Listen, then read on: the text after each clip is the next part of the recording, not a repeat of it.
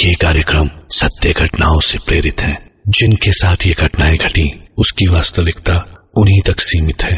भूत प्रेतों और असामान्य विषयों के होने पर चैनल कोई दावा नहीं करता और न ही प्रोत्साहन करता है। रणदीप समझ रहा था कि ये टाइपराइटर न सिर्फ उसके ठीक रहने के लिए जरूरी है बल्कि शायद जिंदा रहने के लिए भी।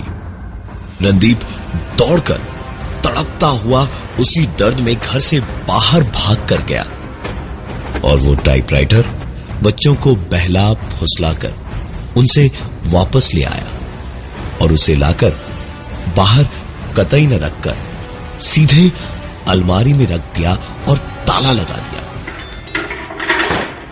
अब सब कुछ ठीक था।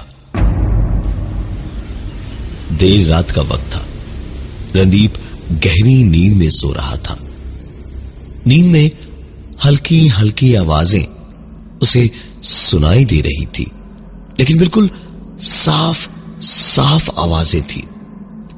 रणदीप ने सुना कि कोई दूसरे कमरे में दरवाजा खोलकर भारी जूतों के कदमों की आहट करता हुआ उसके कमरे में घुसा है। उसने अलमारी खोली, कुछ भारी सा अलमारी से निकाला और फिर एक कुर्सी खींचकर 7 अक्षर उस टाइपराइटर पर टाइप किए। रणदीप जैसे 7 हथौड़ों की मार सर के अंदर खाकर चीखता हुआ उठा और उठकर खुद को संभालने की कोशिश करने के बावजूद रो पड़ा और फिर आंसू पहुंचकर बड़ी हिम्मत जुटाकर अलमारी तक गया तो देखा अलमारी खुली थी। टाइपराइटर सामने एक छोटी टेबल पर था जिसके साथ कुर्सी लगी थी और टाइपराइटर से एक कागज लगा था जिस पर लिखा था R-V-G-।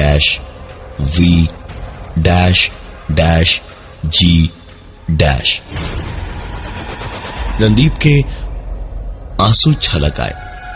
उसे यकीन ही नहीं हो रहा था कि उसका वो बेटा जिससे उसे अपनी जान से ज्यादा प्यार था, जिसकी मौत और जिंदगी के गम में रणदीप आज तक अकेला था, वही बेटा आज उसके साथ ये कैसे कर सकता है?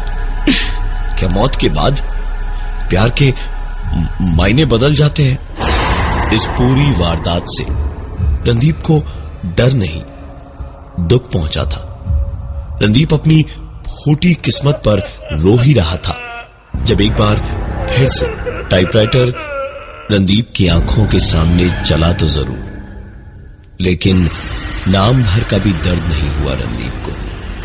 उसकी आंखों के सामने टाइप होता गया और उसे पढ़ते पढ़ते उसके आंसू खुशी के आंसू में बदल गए। टाइप होना रुका और रणदीप ने पूरी लिखावट पढ़ी। वहां सामने कागज पर लिखा था, ये मैं नहीं हूं डैडी। रणदीप को एक पल को अपने बेटे पर नाज हुआ, लेकिन फिर अगर ये रणदीप का मरा हुआ बेटा नहीं है तो फिर कौन है? रणदीप के मुंह से डरते हुए एक और सवाल निकला, कौन हो तुम? हाँ। एक बार फिर से एक के बाद एक टाइपराइटर पर धीमे धीमे कुछ टाइप होता गया और हर टाइप होते अक्षर के साथ रणदीप चीखें मार मार कर चिल्लाकर रोता गया। और जब टाइपराइटर का चलना और सर का दुखना बंद हुआ तो रणदीप ने अपने सामने कागज पर फिर से लिखा हुआ देखा, R-V-G-।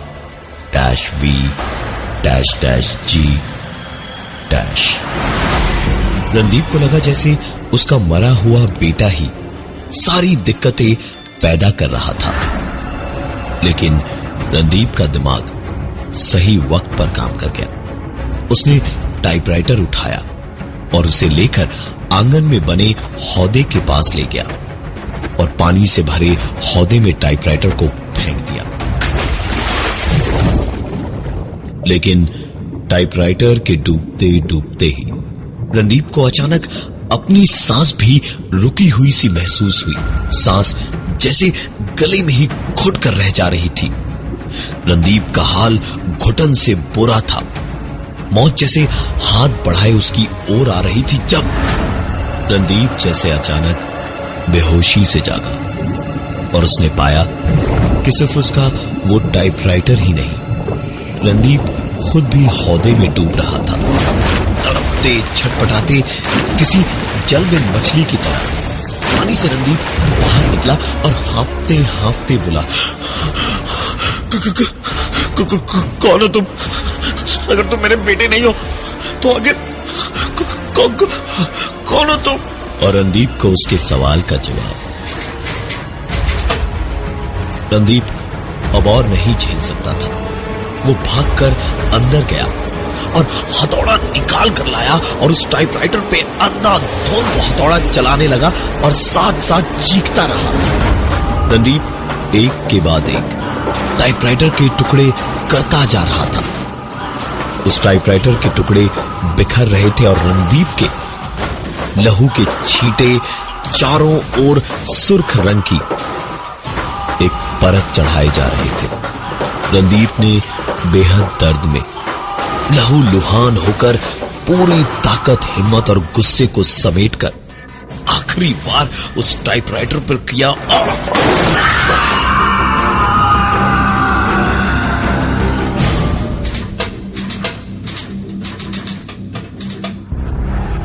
कुछ दिनों के बाद रणदीप के घर की छत और खुली खिड़कियों पे चील कौवे दिख रहे थे। पूरा नजारा और बदबू इतना घिनौना था कि अड़ोस पड़ोस के लोगों को घर के अंदर तक झांकने की हिम्मत नहीं हुई। सीधे पुलिस बुलाई गई। घर के अंदर से रणदीप की लाश और एक बिल्कुल ठीक हालत सा टाइपराइटर मिला और उस टाइपराइटर से जुड़ी एक चिट्ठी मिली।